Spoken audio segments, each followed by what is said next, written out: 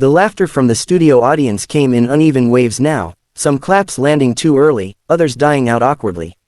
Adam Sandler felt it immediately, the shift that happens when a room stops being playful and starts choosing sides. He adjusted in his chair, still smiling, but his eyes were more alert now. He'd been on enough sets, enough late-night couches and interview panels, to know when a conversation was no longer just conversation. Joy Behar tilted her head, one eyebrow raised, her tone light but pointed.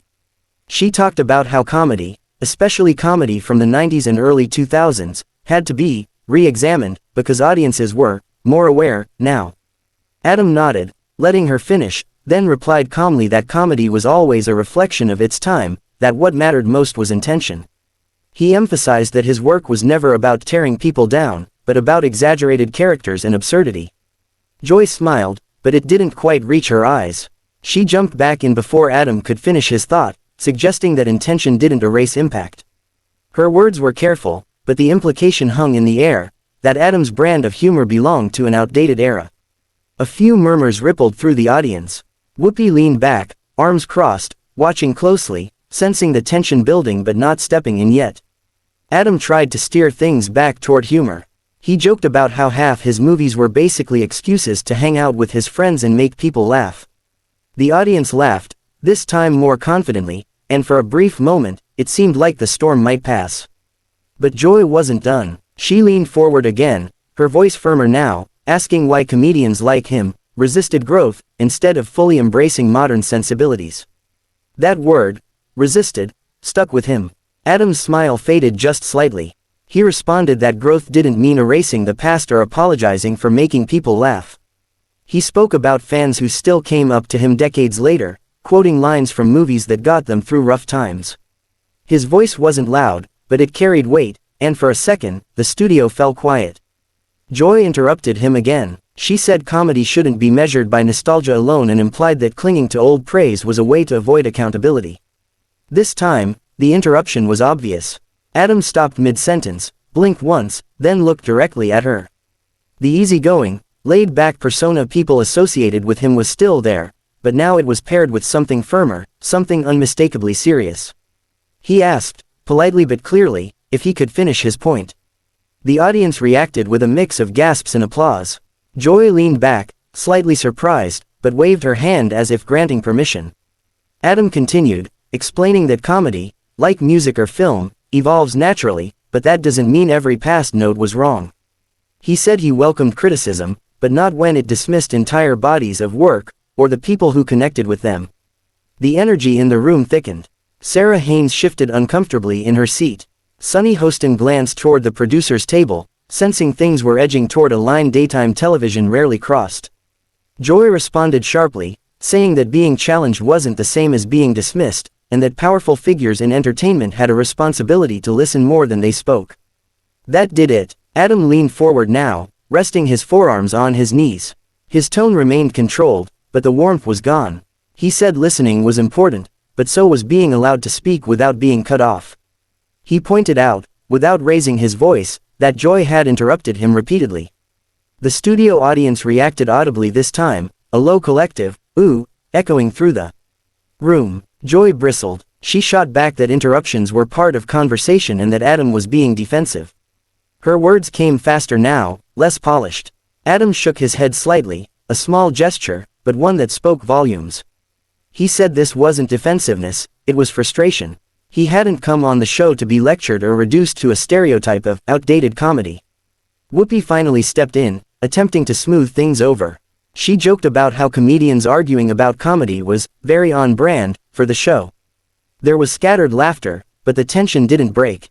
Adam nodded respectfully toward Whoopi, but Joy was still focused on him, her posture rigid. Joy made one last remark, suggesting that audiences laughing in the past didn't automatically make something right. Adam paused before responding, choosing his words carefully. He said laughter wasn't about right or wrong, it was about connection. About people finding relief, joy, or escape, even if just for 90 minutes. He added that dismissing that experience felt dismissive of the audience itself. The applause this time was loud and sustained.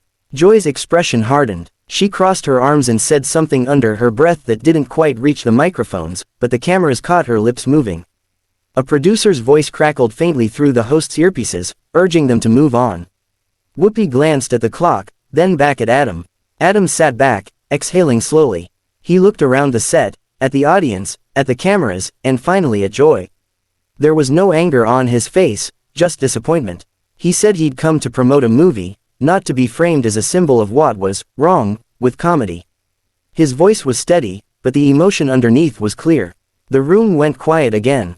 Joy responded with a curt comment about sensitive egos, and that was the moment the atmosphere fully snapped. The audience reacted loudly, some clapping, others booing. Producers stood just off camera now, visibly tense. Adam looked toward them, then back to the table, realizing this wasn't going anywhere productive.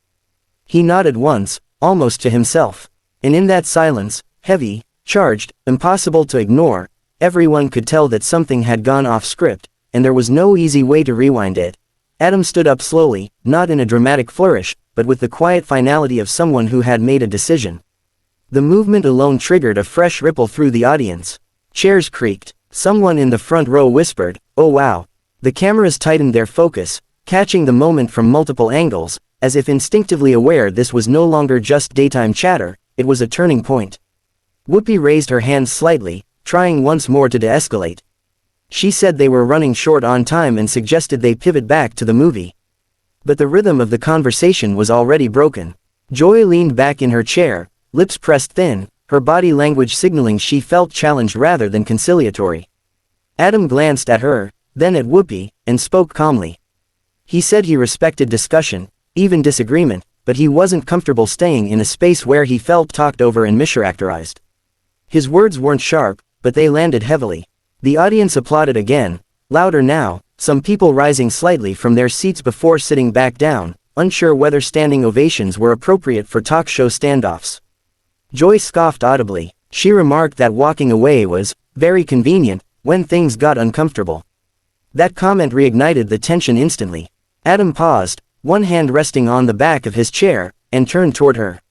For the first time since the conversation began, his voice carried an edge, not loud, not angry, but unmistakably firm. He said leaving wasn't about comfort, it was about respect. He added that he'd spent decades making people laugh, and he wouldn't apologize for that or allow it to be reduced to a punchline about being out of touch. The studio erupted, applause, cheers, a few boos layered together into a chaotic wall of sound. Producers were now clearly visible at the edges of the set, gesturing urgently.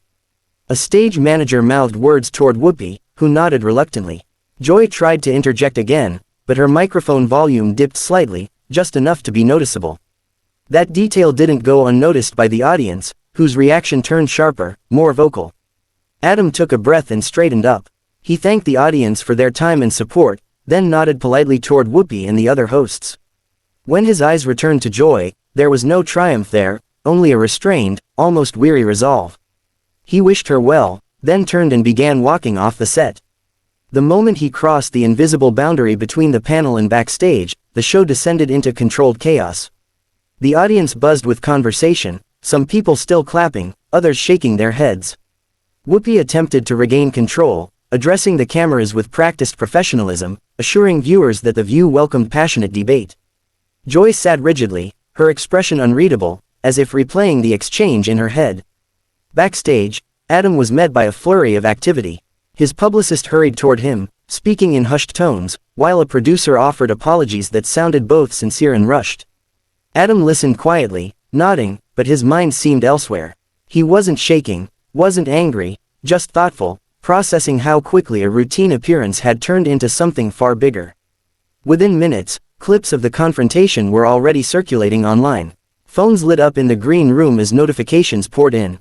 Staffers whispered about trending hashtags. Adam's team glanced at their screens, eyes widening. The internet had, predictably, chosen sides. Some praised Adam for standing his ground and defending creative freedom. Others accused him of refusing to engage with criticism. The debate spread faster than anyone could manage. Meanwhile, back on set, Joy finally spoke after a commercial break. Her tone was cooler, more measured. She said she stood by her questions and believed public figures should be challenged. Whoopi nodded but emphasized that conversations worked best when everyone felt heard. The subtext was clear, even if the words were carefully chosen. By the time Adam left the building, reporters were already gathering outside. He slipped into his car without stopping, the door closing softly behind him as flashes popped against the windows. Inside, the noise faded, replaced by a quiet hum. Adam leaned back, staring out at the city, thinking about the thin line between dialogue and confrontation. That evening, fellow comedians weighed in. Some tweeted support, sharing stories of being interrupted or dismissed in similar settings. Others called for more open conversations without walkouts. Actors, writers, and fans joined the chorus, turning the incident into a broader discussion about comedy, culture, and who gets to define growth. Joy Behar addressed the moment again the next day, clarifying her intent but stopping short of apology. Adam, for his part, kept his response brief. He released a short statement saying he valued conversation but believed mutual respect was non-negotiable. No insults, no escalation, just a boundary clearly drawn. What lingered wasn't the argument itself, but the image, a comedian known for silliness and warmth choosing to walk away rather than play along. For some, it was disappointing. For others, it was refreshing. For many, it was complicated, and that complexity kept the story alive far longer than a typical celebrity clash. In the end, The View moved on, as it always did. New guests, new debates, new moments of tension and laughter. Adam returned to promoting his film on other platforms, where interviews felt lighter, more familiar. But the clip remained, replayed and dissected, a reminder of how quickly humor can collide with expectation. And somewhere between applause and outrage, between interruption and exit, a simple truth settled in. Sometimes the loudest statement isn't made with a punchline or a comeback, but with the decision to stand up, say enough, and walk away.